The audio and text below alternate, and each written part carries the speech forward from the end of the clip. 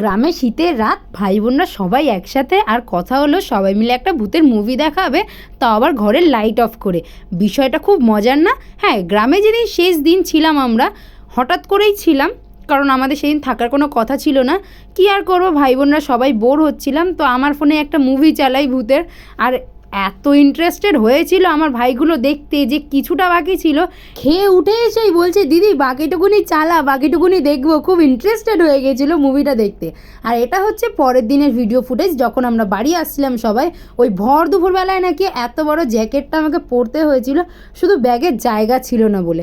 তারপর আর কি করব, বেরিয়ে পড়েছিলাম, কিন্তু আমাদের গাড়ি আসতে লেট করছিল বলে আমার ভাইগুলো আমাকে টেনে আনলো সুন্দর একটা সর্ষে খেতে।